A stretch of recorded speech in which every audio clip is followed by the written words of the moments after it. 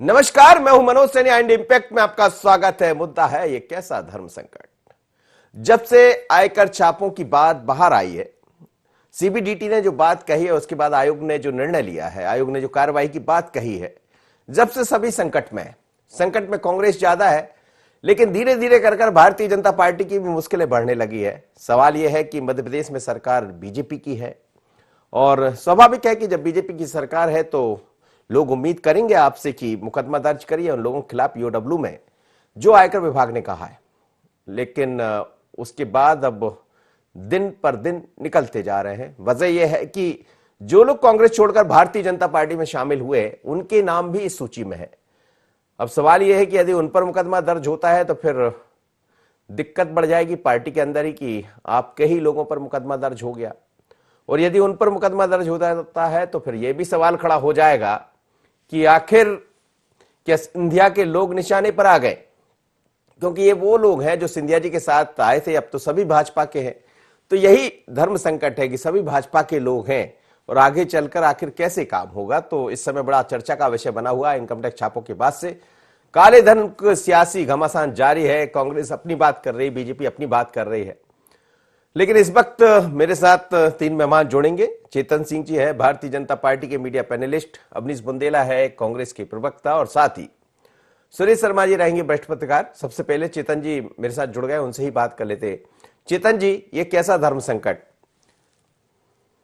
नहीं, क्यों धर्म संकट? क्यों जी, कोई धर्म संकट नहीं है। जो कार्रवाई होनी है, जो कार्रवाई निकल करके आई है, माननीय मुख्यमंत्री जी ने बहुत साफ और स्पष्ट कहा है। इसका हम परीक्षण करा रहे हैं और परीक्षण में जो लोग भी दोषी पाए जाएंगे उस पर कानून अपना काम करेगा। ये कहाँ लिखा है कि भारतीय जनता पार्टी का नेता या भारतीय जनता पार्टी के कार्यकर्ता के लिए संविधान और आईपीसी की धाराएं अलग हैं? जी। जो सबके लिए है हिंदुस्तान में, वो सबके लिए, वो भाजपा के लिए भी है। हम कोई मुस्लिम पर्सनल लॉ वाले लोग थोड़ी ना, ट्रिपल तलाक वाले लोग थोड़ी ना कि सबका का धर्म, जाति, राजनीति के आधार पर सबका कानून अलग बन जाएगा। इस देश में संविधान ने जो कानून बनाए हैं, वो कानून का पालन भारतीय जनता पार्टी के लोग करते हैं और उसी कानून का पालन माननीय मुख्यमंत्री जी कर रहे हैं। इसमें कोई कंट्रोवर्सी नहीं है। ये कंट्रोवर्सी फैलाई जा रही है। मैं तो अभी कल कांग्रेस के प्रवक्ता को सुन रहा था, उन्होंने कहा कि भारतीय जनता पार्टी के लोगों पर कार्रवाई भले ही हो, लेकिन कांग्रेस के लोगों के जो नाम आए हैं, वे तो जो इनकम टैक्स विभाग है वो Bharatiya Janata party income tax विभाग है, इस कारण नाम आया है। तो जब संवैधानिक संस्थाओं को इतना ज्यादा संदिग्ध निगाहों से देख करके अगर कोई राजनीतिक दल बात करेगा, तो ये तो उसको तय करना है कि अगर आपके मन की नहीं हुई तो हमको गैर अपराध में फंसा दिया। और भारतीय जनता पार्टी के किसी नेता पे दूर दूर से भी उंगली उठती है तो नहीं आप आरोपी हो। भैया, दो चश्मे से नहीं देखना है कानून को, एक ही चश्मे से, एक ही निगाह से देखो ना। और मैं फिर से कहता हूं मनोज जी कि जो लोग भी आरोपित हैं, जिन लोगों ने भी गलत काम किया है, कानून अपना काम करेगा। वे चाहे कितने भी रसूखदार क्यों नहीं हो, वो कहीं के भी क्यों नहीं हो, कानून अपना काम करेगा। कानून अपना काम करेगा। अवनीश बुंदेला जी, फिर क्यों सवाल उठा रहे? कांग्रेस ये कह रही है कि हम तो तैयार है जांच के लिए, किसी भी तरह की जांच करा लीजिए। लेकिन क्या आपको लग रहा है कि बीजेपी धर्म संकट में है, क्योंकि सवाल कांग्रेस की तरफ से लगातार उठाए जा रहे हैं? देखिए मनोज जी, हमने पूर्व में भी कहा है और माननीय कमलनाथ जी, दिग्विजय सिंह जी ने भी स्पष्ट किया है, बकायदा प्रेस वार्ता करके कहा है कि हम हर तरह की जांच के लिए तैयार हैं। लेकिन हमने पूर्व में भी कहा है कि ये पूरी जो व्यू रचना रची गई है, ये कहीं ना कहीं सिंधिया समर्थकों का, कहते ना, सिंधिया जी ने जो अभी 40 गाड़ियों का लाव लश्कर लेकर जो चढ़ाई की थी सीएम हाउस पर, और उनको लगा कि ये आगे भी चढ़ाई की पुनरावृत्ति हो सकती है, क्योंकि वो निरंतर प्रयास कर रहे हैं कि उनके 3 मंत्री चुनाव हारे, उनको पहले तो आप मंत्री बनाओ, उनका पुनर्वास करो, कैबिनेट मंत्री का दर्जा दो। वो 2 मंत्रियों का जो कार्यकाल पूरा होगा तो गोविंद जी, तुलसी जी का, उनको दोबारा अच्छा, वो उनकी दाल गल नहीं पा रही है क्योंकि अब भाजपा में अंदरूनी रार बढ़ गई है। और मैं सबसे बड़े वो ये जो पूरा प्रोपेगेंडा रचा गया मनोज जी, सबसे पहले तो भाजपा को अपने गलीवार में झांक कर देखना चाहिए। ये पूरा इन्होंने क्या व्यू रचना रची है कि चुनाव में काले धन का उपयोग किया गया। अरे साहब, सबसे पहले आप भाजपा अपने प्रचार प्रसार का तरीका देखे, बड़े बड़े पंडाल देखे, कितने महंगे चुनाव ये लोग लड़ते हैं, कितने महंगे महंगे आयोजन ये करते हैं, और उल्टा उंगली हम पर उठा रहे हैं। और जहां तक बात कांग्रेस पार्टी की मनोज जी, तो कांग्रेस तो वो पार्टी है जब ऐसा क्या ऐसे लोगों के यहाँ से बरामद हुआ था उस समय जब छापे पड़े थे, वो कहीं कांग्रेस से जुड़े थे, इसलिए उंगली उठना तो लाजमी है। अवनीश जी, आप मुझे बताएं किन के यहाँ से बरामद हुआ था। सबसे पहले तो आप एक बात समझिए मनोज जी कि अगर कार्रवाई की बात है तो कांग्रेस सदैव ही लोकतांत्रिक जनतांत्रिक संस्थाओं का सम्मान करती हूँ। हमने सदैव ही कार्रवाई को तरजीह दी। सबसे पहले तो आप बताएं, अगर आप कार्रवाई करना चाहते हैं तो आपके वर्तमान में जो 2-3 मंत्री आपकी सरकार मंत्री, पहले आप उनके इस्तीफे लो, उनकी विधायकी से इस्तीफा लो, तब तो निष्पक्ष जांच हो पाएगी, कार्रवाई हो पाएगी। प्रद्युमन सिंह तोमर जी का नाम उसमें है, कई सारे ऐसे मंत्रियों का नाम उसमें है जो वर्तमान में आपकी राजवर्धन दस्तीगांव का नाम उसमें है। तो इनके आप इस्तीफे लीजिए ना, उसके बाद तो जांच की शुरुआत होगी। इस्तीफे लेने का मैं उदाहरण आपको बताता हूं मनोज जी। यूपीए 2 में कई नेताओं के भ्रष्टाचार में नाम आए, भले ही वो बाद में बेदाग बरी होकर साबित हुए मोदी जी के ही राज में। उन पर मीडिया ने आरोप लगाए, कहीं से आरोप आए, हमने तुरंत इस्तीफे लिए। मैं नाम गिना देता हूं आपको, पवन बंसल जी का हमने इस्तीफा लिया, आर अश्विनी कुमार जी का हमने इस्तीफा लिया, हमने नवीन जिंदल जी का इस्तीफा लिया, हमने महाराष्ट्र में कुछ नहीं, आदर्श सोसाइटी घोटाला जो बाद में जाके कुछ नहीं निकला, हमने 3 मुख्यमंत्री बदल दी उसमें। आप मुझे बताएं, क्या भाजपा में इतना करने का मादा है, कि इतना करने की ताकत है?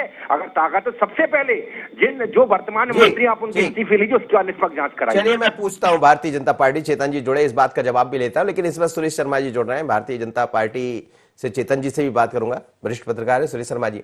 सर, क्या लग रहा है आपको, धर्म संकट हो गया या फिर ये सब चीज कुछ अलग इसमें दिखाई दे रही है इस मसले में? मनोज जी, आप बहुत सीनियर जर्नलिस्ट हैं, आप सब जानते हैं कि इस तरह के गुब्बार आते रहते हैं और जाते रहते हैं। मैं 2 बातें आपके सामने रखना चाहता हूं। पहले मैं एक छोटा सा किस्सा आपसे कहूंगा कि सिकंदर ने पोरस को जीत लिया, जीतने के बाद बंदी बना के ले गया, और जब दरबार में हाजिर किया गया तो पूछा तेरे साथ क्या व्यवहार होना चाहिए। तो सिकंदर ने पूछा तो पोरस ने जवाब दिया कि जो एक राजा दूसरे राजा के साथ करता है वो। और नतीजा ये निकला, उनको सिंहासन पर बैठा दिया गया। यहाँ जो है, चाहे सरकार कमलनाथ की हो, तो जो बहुत ज्यादा शोर था व्यापम का, तो कुछ नहीं हुआ 1.5 साल तक। सिर्फ जो है ना, आपसी बहस और जो है दंत बजाने का काम होता रहा। अब भी यही होने वाला है। दूसरा, मैं ये कहना चाहता हूँ कि पहली बार इसका दस्तावेजीकरण हुआ इस प्रकार के भ्रष्टाचार का। चुनाव में काले धन का उपयोग कब नहीं होता? तो खुली आंखों से, जो नंगी आंखों से दिखाई देता है कि काले धन का उपयोग चुनाव में होता है। ये पहली बार ऐसा हुआ है कि आयकर विभाग ने कुछ दस्तावेज जो है वो प्रस्तुत कर दिए कि ये देखिए, इन लोगों ने। हाईकमान के पास पैसा कौन दल नहीं भेजता, सारे दल भेजते हैं, लेकिन ये हम लिखते भी हैं, बोलते भी हैं, लेकिन हम लोगों के पास प्रमाण नहीं होते थे, क्योंकि उसका कोई साक्ष्य नहीं छोड़ता था। चुपचाप हटेचियां भेज दी जाती थी। तो मनोज जी, पहली बार ऐसा है कि एक साक्ष्य आया है कि कांग्रेस कार्यालय को 20 करोड़ रुपए दिए गए। ये साक्ष्य के रूप में आयकर विभाग ने दिया है। हम सवाल उठा सकते हैं कि आयकर जो है वो भी तोता हो गया और सीबीआई भी तोता हो गया, ये कह सकते हैं, लेकिन व्यवहारिक बात ये है कि पहली बार ये सामने आया है, दस्तावेजों के रूप में सामने आया है। हम सब लोगों को ये विचार करना पड़ेगा, देखना पड़ेगा कि इसकी परिणति क्या होती है। लेकिन एक बात मैं साथ में और जोड़ता हूं कि यदि इन दस्तावेजों के बाद भी सरकारें राजनीतिक मिली भगत के कारण कार्रवाई नहीं करती हैं, तो निजी संस्थाओं को, एनजीओ को इस सारे मामले में जनहित याचिका दायर करने का अधिकार रहेगा, और ये मामला कहीं कहीं मैदान में आएगा। कितना ही छुपाने की कोशिश कर ले, जिस प्रकार से हनी ट्रैप दबाया गया था, ऐसे मुझे नहीं लगता कि इसको दबाया जा सकता। चलिए, इंपॉर्टेंट बात है ये अपने आप में कि दस्तावेजीकरण हुआ है इसका, और दस्तावेज आधार पर हम दिखा भी रहे हैं इन दस्तावेज को, दर्शक भी देख रहे होंगे, और इसीलिए इतना खुल के हम बात भी कर रहे हैं कि धर्म संकट में कौन है। चेतन जी मेरे साथ जुड़े हैं। चेतन जी, आप सुन रहे थे अवनीश बुंदेला जी को, जवाब दीजिएगा। देखिए, कांग्रेस का मुख्यालय तक इस भ्रष्टाचार में लिप्त है, और ये भारतीय जनता पार्टी का आरोप नहीं, ईडी के स्पष्ट जांच के बिंदुओं के आधार पर ये दोषी पाए गए हैं। कमलनाथ जी पर सीधा आरोप है। अवनीश जी पूछ रहे कौन है? अरे भैया, मिगलानी कौन है, कक्कड़ कौन है, अश्वनी कौन है, बताओगे कौन कौन लोग हैं? आपके यहाँ तो नीचे से ऊपर तक, कप से लेकर के कड़ाई तक, बिना भ्रष्टाचार का कोई बचा ही नहीं है। किस हैसियत से आपका पार्टी का प्रदेश का अध्यक्ष कार्यकर्ता को संगठन की राह सिखाएगा? और कार्यकर्ता उस मुख्यमंत्री में जिसपे नीचे से ऊपर तक, नख से लेके बाल तक करप्ट होने के आरोप है, आरोप नहीं लगभग सिद्ध हैं, वो किस मुंह से कार्यकर्ताओं का मार्गदर्शन करेगा? क्या आचरण सिखाएगा? क्या भ्रष्टाचार ऐसे करना है, रिश्वत ऐसे खानी है, ये आचरण है? अगर हिम्मत है तो हटा करके दिखाओ ना। अगर मेरे भारतीय जनता पार्टी के संगठन पे माननीय अडवाणी जी पर जैन हवाला कांड की डायरी में केवल नाम भराया था, और नाम आने के साथ ही माननीय अडवाणी जी ने लोकसभा और पार्टी दोनों पदों से इस्तीफा दिया था। इसको कहते हैं नैतिकता। वो भी कुछ नाम गिना रहे थे, पवन बंसल है, ऐसे तमाम तरह के नाम गिना रहे थे अवनीश बुंदेल। जारी हुई, भांजा भतीजा क्या कर रहे थे, ये तो सब प्रमाणित आरोप थे। उसके बाद भी ये इन्होंने कोई ऐसे नहीं हटाया। सबको पार्लियामेंट में कोर्ट ने, सुप्रीम कोर्ट 2G 3G क्या इनके कहने पे हुआ था क्या? 2G 3 सुप्रीम कोर्ट के कहने पे कार्रवाई हुई थी। लालू प्रसाद यादव के चारा घोटाले को क्या इनके कहने पर जांच हुई थी क्या? हाई कोर्ट के कहने पर जांच हुई। मनोज भाई, ये सारे लोग कोई भी हो, कोई दूध का धुला बच्चा नहीं है कांग्रेस में। पूरी हंडी, पांचों उंगली घी और सिर भी कढ़ाई में पड़ा हुआ है। ले जाओ सत्ता की चाशनी। 1.5 साल में कौन सी सेवा की इन्होंने, बताइए ना। चेतन जी, और अपने यहाँ सबने गंगा नहा लिया जी, अपने यहाँ सब गंगा नहा लिए, जो लोग कांग्रेस से आए वो भी गंगा नहा लिए। नहीं, मैं गंगा नहलाने की बात नहीं, लेकिन प्रमाणिक आरोप भारतीय जनता पार्टी के किसी भी नेता पर आएगा तो निश्चित रूप से पार्टी उससे इस्तीफा ले लेगी और जो संवैधानिक कार्रवाई है वो कार्रवाई करेगी। माननीय मुख्यमंत्री जी ने बहुत साफ स्पष्ट कहा, उसके बाद तो कुछ बचता नहीं है। लेकिन कांग्रेस और कांग्रेस के किसी नेता का आपने वर्जन सुना? दिग्विजय सिंह जी पर खुला आरोप है, उनके बेटे पर खुला आरोप है किस तरह से हवाला के पैसे लिए गए, और दिग्विजय सिंह जैसे मस्करे आदमी की कोई प्रामाणिकता है? भोपाल शहर में लोग उनको गंभीरता से नहीं लेते तो हमारा प्रदेश और देश कहां से लेगा? अरे भाई, किसी को अगर गंभीरता से लेना है तो वो व्यक्ति आकर के सामने अपना विषय रखे ना। जिंदल साहब की बात करते हो, पार्टी में नहीं है क्या? अहमद पटेल पार्टी में नहीं है क्या? मैं बोलूं मनोज जी? बोलिए, आपके लिए मैं बोल रहा हूँ, आप बोलिए मनोज जी। मैंने इनको एक उदाहरण पेश किया था कि अगर आप में कार्रवाई करने की हिम्मत है, हमने कायदा हमारे नेताओं के, मंत्रियों के, ऐसा पहली बार हमने 7 लोगों के इस्तीफे लिए थे, हमने 3 मुख्यमंत्री चेंज किए थे, और बाद में क्या हुआ, मोदी जी के राज में ना तो 2G निकला ना कोलगेट निकला, सब बेदाग बरी हुए।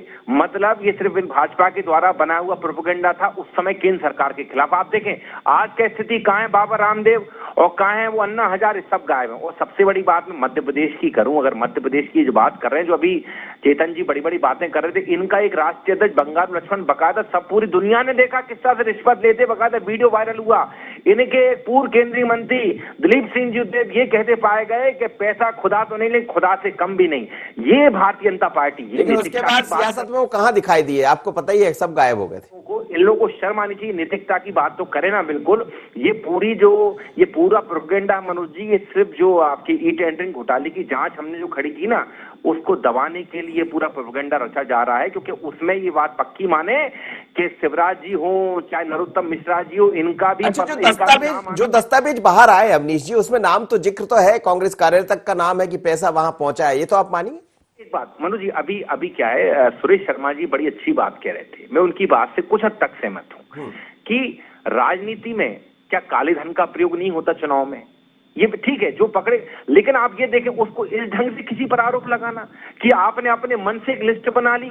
अब मैं तो शुरुआत में वही कहा ना कि भाजपा के बड़े बड़े चुनाव किस ढंग से लड़े जाते हैं, इनके बड़े बड़े आयोजन। कभी भाजपा से पूछा गया कि आपके पास ये धन कहां से आया? आपके पास जो बड़े बड़े डोनेशन आ जाते हैं, मतलब 95% डोनेशन आपके पास आ रहा है, वो जो स्टाम्प बोलो आज आने लगा ना, वो जो ऑनलाइन जो पैसा ट्रांसफर होता है उसके माध्यम से, मतलब आपने 2,000 करोड़ के कार्यालय आपने अपने कहां से बना ली? कभी भाजपा से प्रश्न करना चाहिए, मुझे लगता है आम जनता को, मीडिया को, सबको, कि साहब आप अगर इतनी ईमानदारी की बातें करते हो, हमारे राष्ट्रीय कार्यालय पे तो आज भी चद्दर पड़ी है, टीन शेड है। इनका तो आप देखें 5 स्टार 7 स्टार की तरह हर जगह कार्यालय, चाहे भोपाल का देख लें, जबलपुर का देख लें, इंदौर का देख लें, हर जगह इन्होंने बनाए हैं। तो ये कौन से दूध के धुले हैं और ये हम पर आरोप लगाते हैं? मतलब वो कहावत है ना कि आप खुद चोर हैं, इसलिए आपको हर व्यक्ति चोर दिखाई देता है। चलिए बात करता हूं सुरेश शर्मा जी, 2 तरह की, एक तो आपने सिकंदर की बात सुना दी और दूसरा यही है कि कहते हैं कि जो जीता वही सिकंदर और जो पकड़ा गया वही चोर। अब सवाल यही है कि जो दस्तावेज कह रहे हैं वो कांग्रेस की तरफ इशारा कर रहे हैं, लेकिन कांग्रेस में भी वो लोग थे जो कभी अब बीजेपी में है। यही क्या धर्म संकट आगे चलकर, जैसा आप कह रहे हैं कि यदि हुआ तो कुछ लोग ऐसे होंगे जो सीधे हाईकोर्ट चले जाएंगे या सुप्रीम कोर्ट चले जाएंगे आज का लेकर? बिल्कुल चले जाएंगे मनोज जी, और ये बात जो है कहीं अब दबने वाली नहीं है, क्योंकि इस समय देश में जो राजनीतिक वातावरण चल रहा है और जो गैर सरकारी संस्थाओं का जो एक प्रकार से टकराव जैसी स्थिति है, उसका ये परिणाम निकलेगा, जैसा मैंने आपको संकेत दिया है जी। हालांकि मुझे एक बहुत अच्छी बात अवनीश जी की लग रही है कि कार्यालय जो है वो तीन का है। कांग्रेस को तो इस बात पर विचार करना चाहिए कि कांग्रेस के पास देश भर में कार्यालय हैं भी या नहीं है। ये बहुत गंभीर बात है। कांग्रेस के पास देश भर में कार्यालय ही नहीं बचे, मुझे जहां तक जानकारी है, क्योंकि वो सारे राजीव गांधी ट्रस्ट की संपत्ति हो गए हैं, कांग्रेस की संपत्ति रहे ही नहीं है। इसलिए इस बात पर कभी विवेचना करना। और जहां तक इस प्रकरण का सवाल है, तो मैं ये मान करके चलता हूं कि भ्रष्टाचार चाहे कांग्रेस करे भाजपा करे, उसको बेनकाब होना चाहिए, क्योंकि ये जन धन की लूट होती है और जन धन की लूट पर किसी प्रकार के रहम बरतने की जरूरत नहीं है। हम सब लोग पत्रकारिता में बरसों से काम कर रहे हैं, हम सब लोगों ने दुनिया देखी है और हम अच्छे से जानते हैं कि राजनीति में काम करने वाला साइकिल पर आता है और 2-3 घंटे के अंदर ही कार में लोड करके जाता है। तो जो ये भ्रष्टाचार का खुला तांडव है, इसको रोकना पड़ेगा और इसके लिए ये जो दस्तावेज हमारे पास आए, इन दस्तावेजों का उपयोग करना पड़ेगा। दोनों राजनीतिक दल अपने बचाव में जो कहेंगे, इनको पूरा अधिकार है, लेकिन पत्रकार के नाते मैं ये मान करके चलता हूं कि यदि भाजपा की गंगा में डुबकी लगाने से कोई पवित्र हो जाता होगा, तो सारे कांग्रेसियों को डुबकी लगवा करके वापस भेज दीजिए आप। और यदि भाजपा में सारे लोग पवित्र होते हैं, तो बहुत नाम अवनीश जी ने भी गिनाए, हम लोग को भी मालूम है। तो मुझे ये लगता है कि इस प्रकार की परिस्थितियों में जो दस्तावेज हमारे सामने आए हैं, शिवराज सिंह चौहान को एज ए मुख्यमंत्री उस सारे मामलों का जो है एकदम से जो एक कहते हैं कि कार्रवाई करना चाहिए, तो ये निश्चित रूप से कार्रवाई करने का समय है और ये कार्रवाई ही आपकी परीक्षा परिणाम की दिशा में ले जाएगी। छुपाना दबाना, हनी ट्रैप को हमने दबाते हुए देख लिया खूब अच्छे से, एक अखबार की बिल्डिंग को टूटते हुए देखा है, केवल हनी ट्रैप सामने नहीं आए इसके लिए।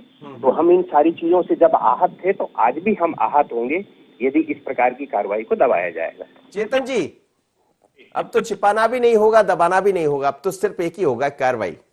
देखिए, हमको न तो छिपाने की आवश्यकता है, दबाने की आवश्यकता है। जो लोग बात कर रहे हैं कि हमारे कार्यालय कैसे बने हैं, अपने गिरेबान में झांक करके देखें। आपके यहाँ लोग आपकी पार्टी को समर्पित नहीं रहे, व्यक्ति को समर्पित रहे, खुद को समर्पित रहे।